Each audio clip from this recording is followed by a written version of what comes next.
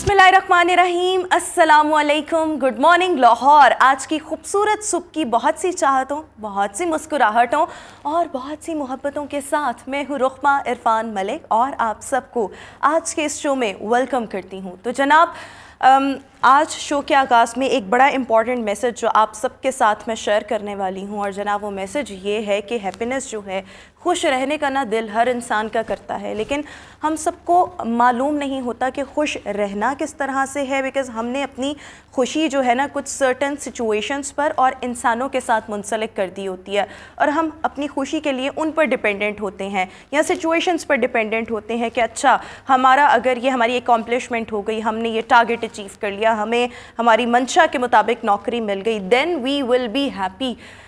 या अगर हमसे इस फलां शख्स ने अच्छे तरीके से बात कर ली या पोलाइट बात कर ली या हमारी एक्सपेक्टेशंस पे पूरा उतरा, अच्छा again then we will be happy.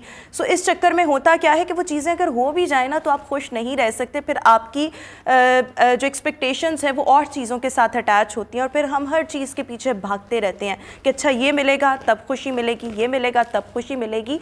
लेकिन हमें प्रेजेंट मोमेंट में खुश रहना, और द मोस्ट इम्पॉर्टेंट थिंग कि हमारी अपनी खुशी हम पर डिपेंडेंट है। ये किसी और की रिस्पॉन्सिबिलिटी नहीं है कि वो आए हमारे साथ अच्छा बर्ताव करे और हम तब खुश होंगे। नो, जब इंसान इस सिचुएशन में जाता है ना, जब वहाँ पर उसकी खुशी किसी और के साथ मुंसलिक हो जाती है, सो वो ऑटोमेटिकली एक एंजाइटी वाले, स्ट्रेस वाले फेज से गुजरता है, और ऐसा इंसान कभी भी खुश नहीं रहता। तो enjoy the moment, और इस सब के साथ साथ no expectations from anybody else. आपकी खुशी आपकी responsibility, and you have to make your life beautiful, you have to make yourself happy to the fullest. So with this message we have to move ahead. और सबसे पहले जनाब आज मौसम की ज़रा बात कर लेते हैं।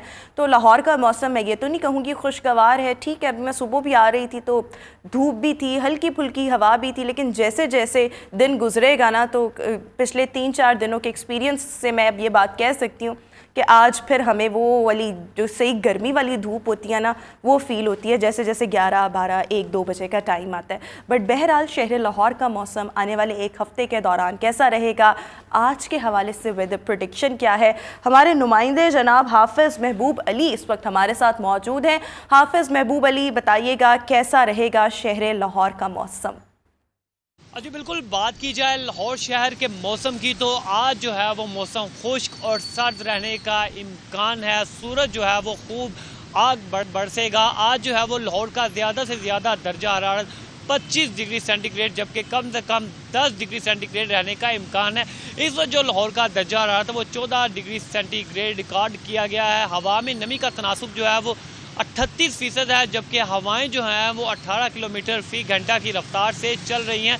मौसम बताने वालों का मज़ीद कहना है कि आज पूरा दिन और अगला हफ्ता जो है वो बारिश का इम्कान नहीं है।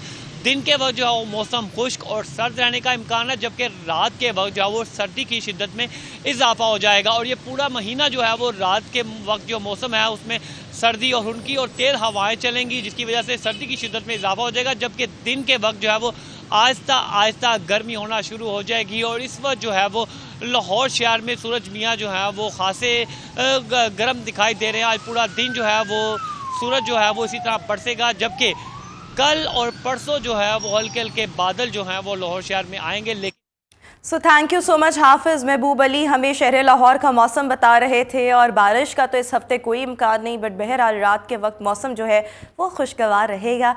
इसी के साथ अभी हम शो में आगे बढ़ेंगे और क्विकली आज की टॉप स्टोरीज़ की तरफ आएंगे। तो जनाब, दुनिया का सबसे बड़ा cake dress Guinness book of world record में शामिल कर लिया गया है। स्विट्ज़रलैंड से हम आपके साथ ये टॉप स्टोरी शेयर कर रहे हैं, जहां पर इस माहिर कहेंगे कि मतलब इतने टैलेंट का मुजाहरा किया गया, और इस जो केक था उसको इस अंदाज में फ़र्स्ट ऑफ ऑल डेकोरेट किया गया और ड्रेस पहनाया गया और बेक किया गया, और कोई भी इंसान इसको बासानी खा भी सकता है।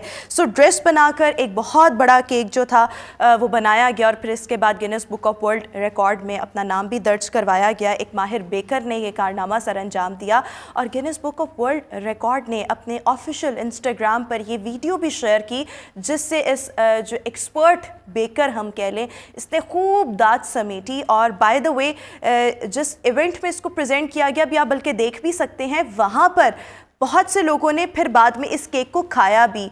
सो बेकिंग इटसेल्फ किसी का मतलब शौक होता है, किसी में इस तरह के स्किल्स होते हैं, टैलेंट भी इसको कह सकते हैं, लेकिन इसको इतनी खूबसूरती के साथ डिज़ाइन करना, डेकोरेट करना और फिर इसको इतना टेस्टफुल बनाना कि जब कोई भी खाए तो वो आपका फ़ैन हो जाए। सो इस अंदाज में ये कारनामा और दुनिया का सबसे बड़ा केक जो था वो बनाया गया, which is something very amazing. हम देखते हैं कि बच्चे आजकल फ़ोन बहुत ज़्यादा इस्तेमाल करते हैं और जिन बच्चों के पास अपने फ़ोन नहीं होते, लाइक ऑब्वियसली एक सर्टेन एज के बाद पेरेंट्स जो हैं वो बच्चों को फ़ोन्स प्रोवाइड कर रहे होते हैं। सो अब अक्सर बच्चे अब माँ बाप का फ़ोन इस्तेमाल करते हुए कोई ना कोई ऐसा काम कर देते हैं कि अक्सर माँ बाप हैरान भी होते हैं, अक्सर परेशान भी होते हैं, अक्सर ये तहैया भी करते हैं कि आइंदा हमने अपने बच्चे को फ़ोन नहीं देना। अभी जो वाक़या पेश आया जनाब, वहाँ पर एक फ़ादर ने मोबाइल फ़ोन अपने बेटे को दिया कि वो इस पर गेम्स खेले और उनको मालूम ही नहीं हुआ कि बच्चे ने तकरीबन 2.5 लाख रुपए पाकिस्तानी जो बनते हैं उसकी पिज़्ज़ाज़ ऑर्डर कर ली। और उनको अंदाज़ा तब हुआ जब एक डिलीवरी बॉय जब उनके गेट पर आया और उसने पोर्च के अंदर इतनी ज़्यादा बर्गर्स और पिज़्ज़ाज़ रखना शुरू कर दिए। देन दे रियलाइज़ कि बच्चे ने $1000 के करीब जो था वो पिज़्ज़ाज़ वगैरह ऑर्डर किए थे, विच मेक्स पाकिस्तानी 2.5 लाख रुपए। और फिर इस फादर ने अहद किया कि आइंदा इस बच्चे को मैंने फ़ोन नहीं देना, इसने मेरा इतना नुकसान कर दिया। बहरहाल ये तो थी हमारी टॉप स्टोरीज़। ब्रेक के बाद एक बार फिर से हम आपको गुड मॉर्निंग लाहौर में खुश आमदीद कहेंगे और अभी एक बड़े सख्त मौजू पर, मुश्किल मौजू पर बात इस तरह से करेंगे बिकॉज़ अभी हम बात करने वाले हैं मईशत पर, पाकिस्तान की मईशत पर, जिसके हवाले से बहुत से लोग ये बात कर रहे हैं कि हमारी मईशत जो है वो वेंटिलेटर पर है। बहुत से लोग कह रहे हैं नहीं वेंटिलेटर पर नहीं, या वेंटिलेटर से भी आगे की सिचुएशन आ गई है, कॉमा पर है, लेकिन हमें डिफ़ॉल्ट नहीं होने दिया जाएगा because we are having the support of Saudi Arabia and China also. So अभी बहुत कड़ी शराइत जो हैं वो आयद की जा रही हैं और ऑब्वियसली हमने IMF प्रोग्राम में इन एनी केस जाना ही है, हमने उन कड़ी शराइत को मानना ही है। लेकिन IMF जिस अंदाज में, अभी तो डेलीगेशन पाकिस्तान में मौजूद एक्सपेक्टेड है 9 फरवरी तक यहाँ पर रहेगा। पिछले हफ्ते ये कहा जा रहा था कि जनाब तकनीकी मुज़ाकरात ख़त्म हो गए हैं, पॉलिसी मुज़ाकरात का आगाज़ होगा। और अभी मैं देख रही थी कि तकनीकी मुज़ाकरात कल ख़त्म हुए। एक्सपेक्टेड ये है कि पॉलिसी मुज़ाकरात आज शुरू होंगे, लेकिन एक के बाद एक कड़ी शर्त जिसमें से हुकूमत को मानना ही मानना है। मौशी इस्लाहात की बात की जाए तो उस पर हुकूमत पाकिस्तान ने कहा है कि हम कर लेंगे ये काम, लेकिन अभी हमें वक्त दिया जाए। और वजारत ख़जाना और हमारे जो मिनिस्टर साहब है, जो फेडरल मिनिस्टर ऑफ फाइनेंस है साग डार साहब, बहुत ही टफ टाइम IMF की जानिब से उनको मिल रहा है और IMF एक एक चीज़ को मतलब इंडिविजुअल लेवल पर चेक कर रहा है। आप देखें कि पावर सेक्टर को अलहदा चेक किया जा रहा है, इसके साथ साथ जो बाकी मामलात हैं वो अलहदा देखे जा रहे हैं और हर एक के हवाले से मतलब कितनी सब्सिडीज़ जो हैं वो ख़त्म करने का कहा गया है। पावर सेक्टर से आपने गर्दिशी कर्जे ख़त्म करने हैं, आपने अपना GST जो है उसको बढ़ाना है। किस चीज़ का हम नाम लें जो कि IMF की जानिब से मतलब जो शर्त की सूरत में सामने नहीं रखी गई। तो बहुत मुश्किल वक्त है इस वक्त, हुकूमत के लिए भी चैलेंजेस जो हैं वो बहुत ज़्यादा हैं। सो इस वक्त ओवरऑल सिचुएशन पर बात करने के लिए हमारे साथ इकोनॉमिस्ट डॉक्टर कैस असलम और साथ ही साथ नुमाइंदा लाहौर रंग अशरफ मेहताब साहब भी हमें शो में ज्वाइन कर रहे हैं।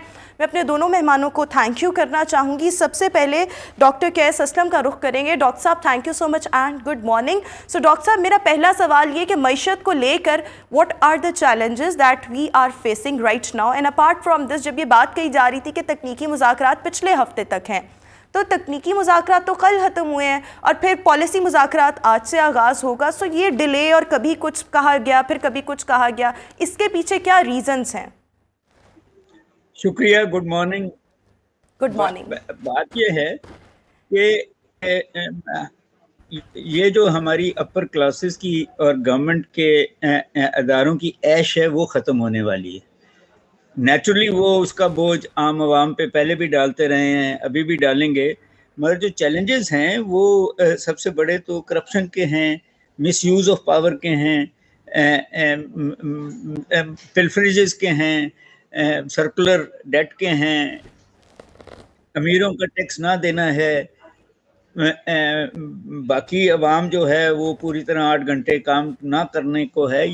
ये सारी जो इकोनॉमी को चैलेंजेस हैं, आपके बच्चे जो हैं वो स्कूल नहीं जाते, जो जाते हैं उनको क्वालिटी एजुकेशन नहीं मिलती, महंगाई बहुत ज़्यादा है, ये कुछ 32% पे चली गई है, इंटरेस्ट रेट बहुत ज़्यादा हैं।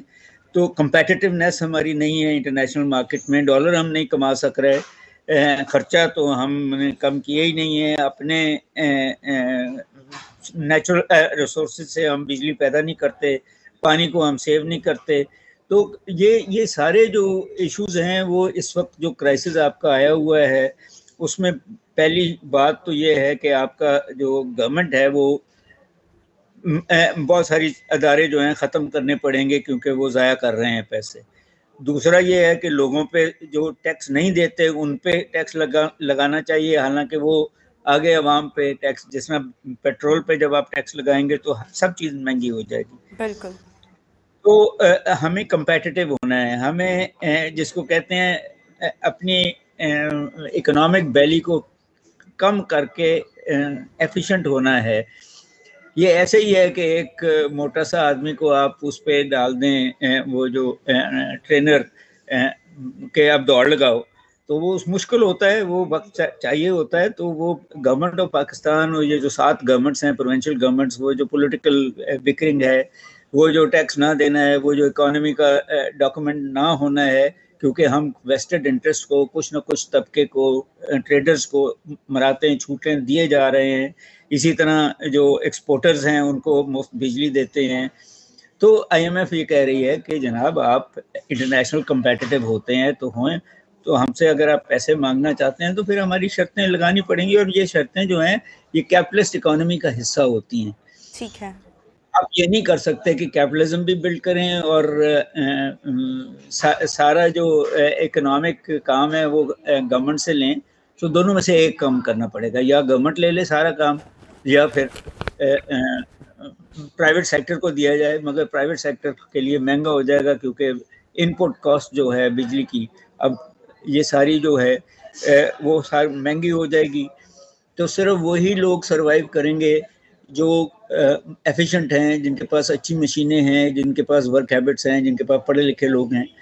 तो मुश्किल तो बहुत ज़्यादा हो जाएगी। अब सवाल ये है कि इस मुश्किल को दूर कैसे करना है। मुश्किल की दूरी पर भी बात करेंगे। डॉक्टर कैस साहब आप हमारे साथ ही मौजूद रहिएगा। मुश्किल वक्त से कैसे निकलना है, क्या क्या चैलेंजेस अभी भी हैं, 2023 में सबसे बड़ा चैलेंज क्या होगा, सोल्यूशन क्या है, एफिशिएंसी से किस तरह से काम करना है, सब चीज़ों पर बात करेंगे। अभी मैं अशरफ मेहताब साहब का रुख करना चाहूँगी। अशरफ साहब thank you so much. Ashraf साहब आपको क्या लगता है 2023 और अभी सिर्फ फरवरी है, अभी मतलब लाइक पूरा साल एक तरह से पड़ा हुआ है और माली साल जो है उसके चंद महीने हैं, आपको क्या लगता है हमारे पास मतलब सबसे बड़ा अभी इस साल के लिए चैलेंज किस सूरत में है? शुक्रिया आपका। Good morning. गुड मॉर्निंग तमाम आपको भी और देखने सुनने वालों को भी। हमारे पास सबसे बड़ा जो चैलेंज है वो है पैसों की कमी। अगर आप एक घर की मिसाल लें कि एक घर के अंदर अगर 2-3 भाई रहते हैं तो उस घर के अखराजात बहुत ज़्यादा हैं लेकिन आमदन उनकी कम है, तो क्या होगा, लामहला फिर हमें हमसाये से या किसी से या अजीज़ो कारब से कर्ज़ लेना पड़ेगा उसको चलाने के लिए। अगर वो लेंगे फिर भी हमारा गुजारा नहीं होता तो फिर और कर्ज़ लेना पड़ेगा। तो ये देखना पड़ेगा कि वो घर कब तक चलेगा इस तरह से कि कर्ज़ लेते जाएं और अपने ऊपर बर्डन डालते जाएं।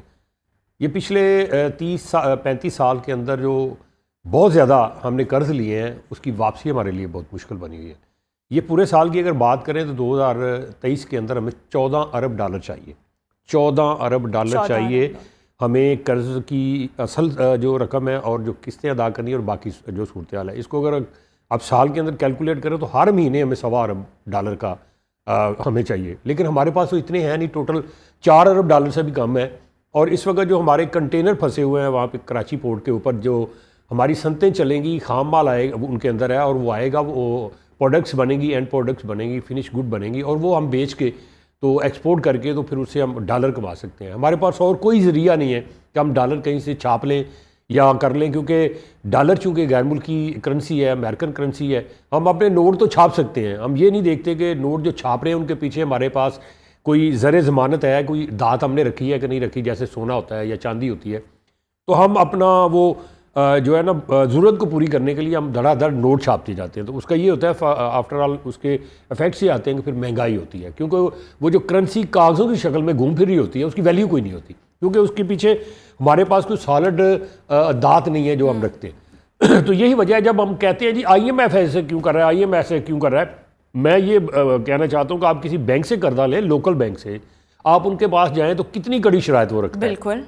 वो कहता है जी कोई ग्रंटर लेके आओ, वो अपना कोई ज़रा ज़मानत रखो, कोई गिरवी रखो, अपनी डॉक्यूमेंट सारे रजिस्ट्री देखे रखो, जाते हैं, हाँ, ये चीज़ें पूरी करो, वो करो, और फिर ये बताओ कि तुम्हारी आमदन कितनी है और आपने जो किचन चलाना है उसके अलावा आपके पास जो पैसे हैं उसमें से आपने किस्त देनी है ना। तो हमारे पास तो किचन छोड़े, हमारे पास तो कुछ चलाने के लिए है ही कुछ नहीं है। हम तो मांगे तांगे की मीशत पे गुजारा कर रहे हैं। इस वक्त जो पैसे हमारे पास पड़े उसमें भी 3 अरब डॉलर जो है वो सऊदी अरब ने हमें दिए थे कि खर्च नहीं करने, अगर वो आप निकाल दें तो पीछे रह क्या जाता है। तो फिर यही वजह है कि हमें अपनी मीशत के जो चैलेंजेस है उसमें सबसे बड़ा चैलेंज है कि हमें अपने चादर को देखना है, हमारे पाँव नहीं बाहर जाने चाहिए, हमारी जो आमदन है उसके अंदर रह के हमें अखराजात करने हैं, हमें बाहर नहीं जाना उससे। तो इस वक्त जो सूरत हाल है, हमारे पास जो हमारी वजारतें हैं, हमारे शोबे हैं, सरकारी महकमे सफ़ैद आती हैं हम जिनको कहते हैं, वो तकरीबन कोई 40 से ज़ायद हैं कि जो कि इस वक्त खसारे में जा रहे हैं, जिनका सिर्फ काम वहाँ पे मुलाजमों का बैठे हुई है कि तनख्वाह लेनी है, हाजिरी लगानी है और घर चले जाना है, उनकी आउटपुट है ही कोई नहीं है। तो हमें चाहिए कि उनका कोई सद्देबाब करें। हमारे पास स्टील मिल की सूरत में, पीआई की सूरत में, रेलवे की सूरत में, पोस्ट ऑफिस की सूरत में लामहल ऐसे में आपको गिन के स्टील मिल तो चले बंद हो गई है, लेकिन बाकी चीज़ों को तो वो बेहतर करना पड़ेगा तो ना। वो सारी चीज़ें जो है हमें उनको प्लग ऑफ करना पड़ेगा। अब हमारा गुजारा नहीं है, हम कब तक मांगते रहेंगे, कब तक हम अपनी जो है डिग्निटी को भेजते रहेंगे। दूसरे लफ्ज़ों में क्या लेंगे, बंदा एक दफ़ा किसी के पास मांगने जाता है तो दे देता है, दूसरे दफा जाती तीसरी दफ़ा वो भी सोचता है कि यार ये क्या है, रोज़ मांगने आ जाता है। तो फिर हम उनको अच्छा समझते हैं। मांगने वाले को हमारे मज़हब में हमारे शहबाज शरीफ अच्छा साहब ने समझा खुद ही जाता कहा है। था ना, बेगर्स आर नॉट हाँ, चूजर्स। तो ये चीज़ें हमें अब देखनी पड़ेंगी। हमें बिल्कुल अपने घर के अंदर रह के अपने अखराजात को कंट्रोल करना होगा। और ये जो सरकारी महकमे 600-700 रुपया हर साल टैक्स पेयर की मनी में से खा जाते हैं, जिसका कोई आउटपुट नहीं है, इसको हमें इसमें कम से कम इतना तो कर सकते हैं। अगर हम इसको बंद नहीं कर सकते तो जो महकमे एक दूसरे के अंदर उसको जम तो कर सकते हैं ना, या कंट्रोल मामलात को किया जा कंट्रोल सकता किसी है। सूरत नहीं हो सकता। वहां पे मुलाजम उनको सैलरी तो आपने देनी है, नहीं तो वो क्या करेंगे फिर। आप इदारों की प्रोडक्टिविटी के लिए काम करें ना, कि वो कारआमद हो, अपने पाँव पर खुद खड़े उसके हो। लिए फिर ज़रूरी है कि हम जब अपने अखराजात को कम करने की बात करते हैं तो फिर सबसे बड़ी बात यह कि इन अदारों को या जम करें, कम से कम 50% जम हो जाएंगे, और जहाँ जहाँ पे सरकारी महकमों में कमी है, मुलाजमीन की बहुत ज़्यादा कमी है, वो भी पूरी हो जाएगी। और सेकेंडली के हमारे अखराजात कम से कम आधे कम हो जाएंगे। दूसरी बात यह है कि हमें जो हमारे ये इतने इशराफिया हैं उनके ऊपर जो हम इतनी सब्सिडी देते हैं उसको ख़त्म करना होगा। सब्सिडी हमेशा टारगेटेड सा होती है, और वो होती है किसी गरीब के लिए, मुस्तक के लिए, सब के लिए नहीं होती। कि एक पजारो वाला है तो उसको भी वो सब्सिडी दे रहे हैं, और एक मोटरसाइकिल वाले को भी आप वो सब्सिडी दे रहे हैं, और वो पजारो वाला इंजॉय कर रहा है क्योंकि उसके पास दौलत है, माल है, और बेचारा सबसे जो गरीब है मोटरसाइकिल वाला, उसकी आमदन कम होती जा रही है दिन ब दिन, जब महंगाई बढ़ती है तो वो बेचारा पिस रहा है। तो ये सारी सूरतें देख के हमको आगे चलना होगा। फिर इसके बाद जो हम ये कहते हैं जी कि ये हमें IMF ये ना कहे, हम वो ना कहे, हम फलां से भी ले लेंगे, फलां से भी ले लेंगे, कैसे ले लेंगे, वापस क्या करना है, कैसे करना है। अगर आप देखा जाए तो एक स्टील मिल की अगर मैं आपको मिसाल दूं तो 10,000 एकड़ ज़मीन उसकी पड़ी हुई है ऐसे ही फजूल में, जिसकी मेंटेनेंस के ऊपर, जिसको देखभाल के ऊपर आपने मुलाजम रखे हुए हैं, तो उनके अखराजात उठ रहे हैं। अगर वो 10,000 एकड़ ज़मीन जो इस वक्त बेकार है, हमारा कुछ नहीं वो फ़ायदा दे रही, ना वो ज़रात उसमें हो रही है, ना कुछ और हो रहा है, क्योंकि वो उससे रिलेटेड है, इसलिए वो बंद पड़ी है स्टील मिल, तो वो भी ख़त्म है। अगर हम उसको कारआमद कर लें, उसको लीज़ पे दे दें या उसको बेच दें, और एक तो वो अखराजात कम होंगे, दूसरा ये कि हमारे पास कम से कम 4 से 5 अरब डॉलर आ सकते हैं। कितने? 4 से 5 अरब। इसी तरह से एक नेशनल इंश्योरेंस कंपनी है, बड़ी बातें में बड़ी बात उतारूंगी, उनके पास इतनी ज़मीन पड़ी हुई है, लेके रखी हुई है, किस लिए रखी हुई है भाई? देखने के लिए या उसके ऊपर अखराजात करने के लिए, और वो नुकसान में जा रहा है अदारा, तो उसको फिर क्या है कि उसको भी आप ले ऑफ करें। इसके अलावा जो बाकी हमारे PIA है, बाकी जो हमारे रेलवे है, इसकी रेलवे की आपको देखा है ज़मीन कितनी पड़ी हुई है। 2 अफसर, उसके 2 बच्चे, और 1-2 एकड़ के अंदर कोठी में रह रहे हैं जी। क्यों रह रहे हैं? उसकी मेंटेनेंस नहीं करते। वो माली हैं, उनके वो खान सामे हैं, उनके बाकी लोग हैं। क्यों? देखिए, जब घर के अंदर लहर बहर हो, पैसे हो, सब कुछ हो, तो सबको बंदा बांटता है और उसको कहता है कि ठीक है जी, आप बड़ी लफ्ज़ ज़िंदगी, अच्छी ज़िंदगी गुजारो। जब कुछ नहीं है तो फिर इन लोगों क्यों? और दूसरा ये जहाँ जहाँ पे मुफ्त लफ्ज़ है ना, वो ख़त्म करना चाहिए। पेट्रोल जहाँ पे मुफ्त जा रहा है सरकारी मुलाजमीन को, अफसरों को, जहाँ पे बिजली जा रही है, जहाँ पे गैस जा रही है, या मुफ्त का लफ्ज़ हमारी ज़िंदगी से ख़त्म होना चाहिए बिल्कुल अगर हमने बचना है।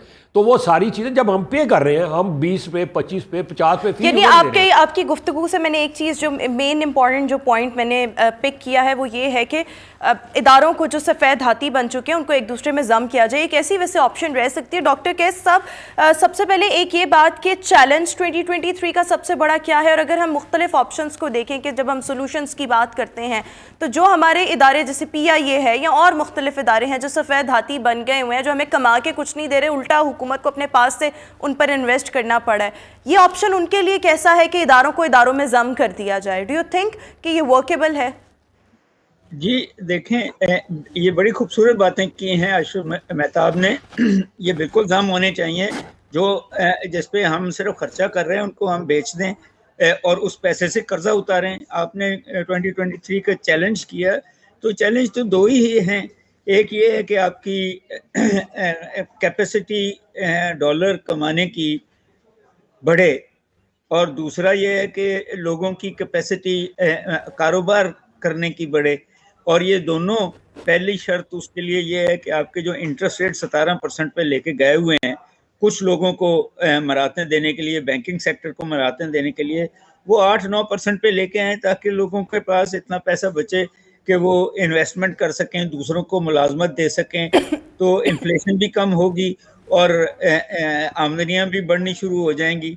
और मराहतें दें आप डॉलर कमाने वालों को, कोई 10-15% मार्केट रेट से ज़्यादा पैसे दें, ताकि लोग मैन पावर से भी और एक्सपोर्ट से भी ज़्यादा डॉलर कमाएं, जिससे फिर आपकी इंपोर्ट इंडस्ट्री चले, जिससे ये सारे तीसरी बात इसमें ज़रूरी ये है कि अब गवर्नमेंट कर्जा ना ले, प्राइवेट सेक्टर को इजाज़त दे कि वो कर्जा लें, प्राइवेट सेक्टर को इजाज़त दे कि वो अपनी बिजली पैदा कर लें, प्राइवेट सेक्टर को इजाज़त दे कि वो एक दूसरे को बिजली बेच लें। ये गवर्नमेंट बीच में आके इन एफिशिएंसीज जो दिखा रही है वो कम से कम हो जाएं। गवर्नमेंट का काम है लॉ एंड ऑर्डर को ठीक करना, गवर्नमेंट का काम है जो फ्रॉड है उसको कम करना, गवर्नमेंट का काम है कि मुल्क में एक क्रेडिबल सिचुएशन इकोनॉमिक पैदा करना। इससे ज़्यादा गवर्नमेंट का काम नहीं है। मगर गवर्नमेंट जब ये सारी पॉलिटिकल हैगलिंग में भी चलेगी, और जगह पे भी अपने टैक्स पेयर के पैसे को गलत लगाएगी, तो फिर ये सारी क्राइसिस आएंगे। ये क्राइसिस एक दिन का बना हुआ नहीं है, ये क्राइसिस पिछले 70 साल से बना है। हर दफा हर साल और कर्जे लेके फिर पुराने कर्जे वापस किए जाते हैं हर साल। सो इन अ वे गवर्नमेंट को एफिशिएंट होना पड़ेगा, और अपना काम जो गवर्नमेंट का है, law and order, protection of the citizen, protecting against fraud, investment opportunities, equal opportunities, ये गवर्नमेंट का काम है।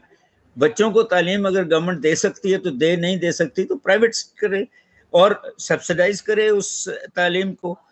ये एक मुल्क जिसमें 70 साल में बच्चे स्कूल ही ना जा सक रहे हों, जिसमें ज़मीन जो है वो प्रोडक्टिव ना हो, तो फिर ये गवर्नमेंट क्या कर रही है? ये हमारे पैसों से अपने जो, जैसा अशरफ मेहताब ने कहा है, कारें खरीद रही है, घर ले रही है, ये अब नहीं चलेगा। ये ऐश है जो हमारे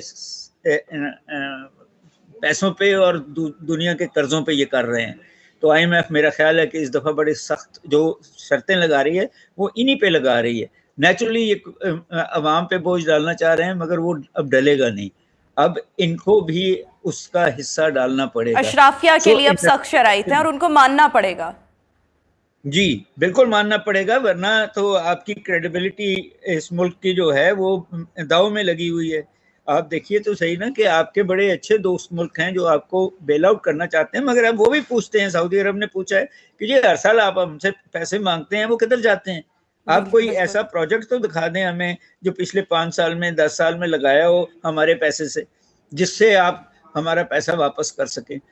हमसे ज्यादा कर्जा लेती है दुनिया, ये कोई ऐसा इशू नहीं है। सारे मुल्क जो हमसे ज्यादा तरक्की याफ्ता है, हमसे ज्यादा कर्जा लिया हो, मगर वो लगाते हैं, मगर उससे वो पैसे कमाते हैं और फिर कर्जा वापस करते हैं। हम तो खा गए कर्जा भी, लोगों का टैक्स भी। तो ये इनएफिशिएंट तरीके अब जब दुनिया सस्टेनेबल डेवलपमेंट गोल्स की बात कर रही है, सस्टेनेबल होने की बात कर रही है, एफिशिएंट होने की बात कर रही है, एनवायरनमेंट को प्रोटेक्ट करने की बात कर रही है, ह्यूमन रिसोर्स को प्रोटेक्ट करने की बात कर रही है, आपके मुल्क में एक बंदा कमाता है, ज़्यादातर दो कमाते हैं और बाकी सारे खाते हैं, ये अब कैपिटलिज्म में नहीं चलेगा। ये आपको रिस्ट्रक्चर करनी पड़ेंगी चीज़ें, और यही है वो शर्तें जो अगले लगा के बैठे हुए हैं। बिल्कुल ठीक हो गया, चीज़ों को रीस्ट्रक्चर करना पड़ेगा। बिल्कुल ठीक हो गया। अच्छा अशरफ मेहताब साहब, आपको क्या लगता है जब हम बरामदात की बात करते हैं, दरामदात की बात करते हैं, बरामदात बढ़ेंगी ऑब्वियसली चीज़ें ज़्यादा बेहतर होंगी, लेकिन ये हमारी मईशत को ये चीज़ें किस तरह से मुतासिर कर रही हैं, किस हद तक इन चीज़ों में तवाज़ुन होना अभी बहुत ज़्यादा ज़रूरी हो गया? तवाज़ुन को बरकरार रखने के लिए क्या करना है? देखिए जी, तवाज़ुन जो ज़िंदगी के अंदर हम तवाज़ुन रखते हैं, अपनी लाइफ के लिए सोचते हैं, अपने बच्चों के लिए सोचते हैं, वो हमें अपने मुल्क के लिए भी सोचना चाहिए। तो तवाज़ुन अगर नहीं होगा तो कोई चीज़ बैलेंस नहीं रहेगी, सीधी सी बात है, इसमें कोई रॉकेट साइंस तो नहीं है। आप देखिए तिजारत करते हैं तो तिजारत के अंदर ये मद्देनज़र रखा जाता है कि हमें फ़ायदा कहाँ से हो। तो अगर हमें फ़ायदा इसकी बजाय नुकसान हो रहा है उस तिजारत में, तो फिर उस तिजारत का क्या फ़ायदा? बिल्कुल ठीक है। अब होता यही है कि हम जो बरामदात करते हैं, हमारे जो प्रोडक्शन है, हमारी मसनूआत जो हम बाहर भेजते हैं वो बहुत कम है, लेकिन बाहर से जो लग्जरी आइटम्स आ रही हैं और बाकी चीज़ें आ रही हैं बहुत ज़्यादा है। इस वक्त देखा जाए तो पेट्रोल हमारी मेन जो ज़रूरत है, तो सबसे ज़्यादा खर्चा जो हमें वो दरामदी बिल जो है उसमें पेट्रोल पे करते हैं। ठीक है। इसके बाद हमारी खुराक है, खाने पीने की अशिया। गो कि हम कहते हैं जी हमारा मुल्क ज़रई मुल्क है, तो ज़रई मुल्क अगर है तो हमें तो एक्सपोर्ट करनी चाहिए ये चीज़ें, बल्कि हम तो गंदम तक भी इंपोर्ट करते हैं, और सिर्फ एक चावल रह गया है जो आप कह सकते हैं कि एक्सपोर्ट होता है और वो अरसा दराज से होता आ रहा है और बड़ी अच्छी बात है। लेकिन मुकामी तौर पर अगर देखा जाए तो एक्सपोर्ट हम करते हैं, पैदावार ज़्यादा है, लेकिन यहाँ पे कीमत उसकी इतनी ज़्यादा है कि आम आदमी गरीब उसको खा ही नहीं सकता। तो हमें तवाज़ुन रखने के लिए ज़रूरी है। एवरेज अगर पिछले 10-12 साल की एवरेज निकालें तो कोई 20 अरब डॉलर के करीब हमारा तिजारती खसारा बन जाता है, 18 से 20 अरब डॉलर। और ये थोड़े पैसे नहीं है, इसको अगर आप कन्वर्ट करें अपने पाकिस्तानी पैसों में तो बड़े ढेर से पैसे बनते हैं। तो इसको कंट्रोल करने के लिए ज़रूरी है कि जो लग्जरी आइटम है, लग्जरी से मुराद है हमारी खुराक, हमारे पहनने की चीज़ें, रहने के हवाले से, वो बहुत ज़रूरी है। अगर उसके अलावा हमें चाहिए कि जितनी हम आइटम मंगवा रहे हैं, ख़ास तौर पे चॉकलेट जो है यहाँ भी बनते हैं, तो हमें क्या ज़रूरत है इतने चॉकलेट? लग्जरी आइटम्स को हमें रोकना पड़ेगा, बिल्कुल उनकी इंपोर्ट को रोकना पड़ेगा। उसको हम बंद नहीं कर सकते, लेकिन उसके ऊपर कदगन लगा सकते हैं कि उसके ऊपर आप टैक्सी ड्यूटीज बहुत ज़्यादा लगा दें ताकि वो वायबल रहे, यहाँ लोग ना निकलें। बिल्कुल, और यहाँ की लोकल जो मैन्युफैक्चरर्स हैं उनसे चीज़ें खरीदें। ऑटोमोबाइल सेक्टर जो है इसने बड़ी तबाही मचाई है हमारे मुल्क के अंदर। जब ये आज से 40 साल पहले आया था ऑटोमोबाइल सेक्टर, तो इसको कहा गया था जी आप 5 साल आपके पास है, 7 साल आपने पूरी मुकम्मल गाड़ी यहाँ पाकिस्तान में तैयार करनी है। लेकिन क्या हुआ लामाला, आज तक नहीं वो तैयार हुई, 40 साल। और इंडिया देखें हमारे कहाँ से कहाँ पहुँच गया, और उन्होंने अब करवा लिया सब कुछ। ये विल होती है, यानी ये अरबाब इख्तियार जो होते हैं उनके अंदर विल होती है। अगर आप बैक नहीं लेंगे, किक बैक नहीं लेंगे, तो ये सारी चीज़ें हो जाएंगी। बिल्कुल ठीक। तो होता ये रहा, डबल नुकसान हो रहा है। एक तो जब वो हम बाहर से पार्ट्स मंगवाते हैं उसके इंजन और बाकी चीज़ें, उसके लिए हमें डॉलर देने पड़ते हैं।